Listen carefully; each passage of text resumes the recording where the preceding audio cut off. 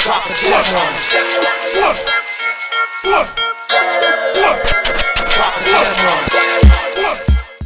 and gentlemen, I forgot my favorite. Ladies and gentlemen, ladies and gentlemen, I forgot. Ladies and gentlemen, ladies and gentlemen, I forgot my favorite man sitting over there. His name is Timmy. Grins. Yo, my name is Timmy Grins, and I would like to welcome you to Drop the Gems. It's a show by some artists for some artists. Get your working smartest where your art is. And me and Dolamarx is going to teach you a thing or two about making a buck or two with that thing that you do. And today, we're going to talk about the boogeyman. The boogeyman!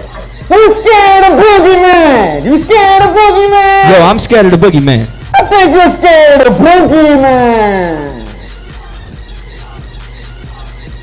The boogeyman! Woo! What up? My name is Timmy Grins and welcome to Drop the Gems. What if I told you that if in the next 18 months your president was going to get shot, the Pope was going to get shot, if leaders of the free world were going to be murdered, if vicious acts of terrorism, trains were going to be bombed, hostages were going to be taken, bombs were going to arrive in the mail, nuclear weapons were going to be built and proliferated around the world, and a vicious disease was discovered that was going to kill millions. The economy would collapse. Unemployment would go through the roof. Bailouts would be required by the government to sustain the economy.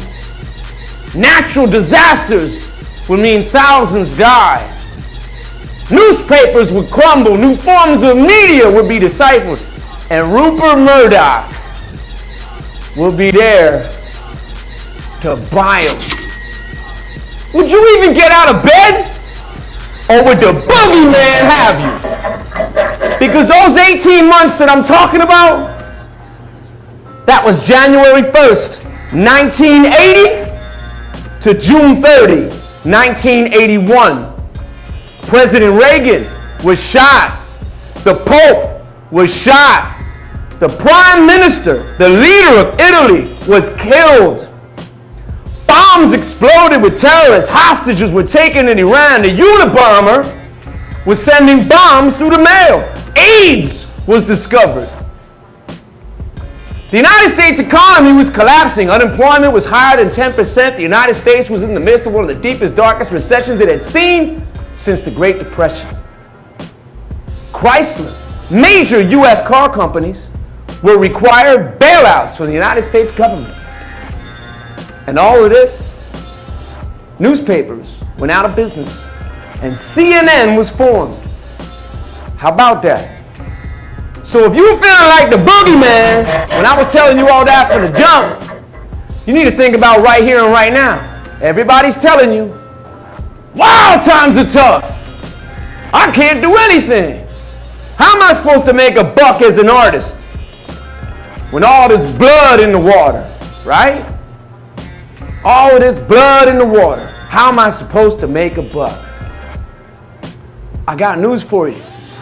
Those people back in 1980 and 1981, had they dug in, I bet you they're doing pretty good right now.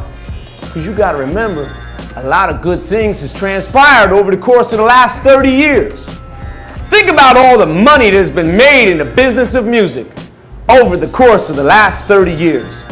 But if you had sat there and said to yourself, you know what?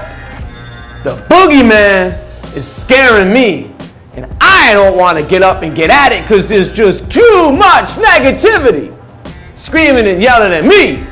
You wouldn't have gotten out of bed, and you would have missed the massive tidal wave. You would have missed and would not have had the ability to ride that tidal wave to financial freedom. Do you feel me? The boogeyman. So if the boogeyman jumps out and there's a room of about 10 people, now you know about a good 5 of them are just gonna turn like cowards and run, right? 2 or 3 might be like, whoa, what's that? Oh, it's the boogeyman. And they're gonna run. And then a couple are gonna say, you know what? I think I could take the boogeyman. I think I could take him. And a few just might get taken by the boogeyman. But then there might be a few that'll go right through or find their way around the boogeyman. And those people, those artists, will be the ones who emerge on the other side financially secure and at the top of their game.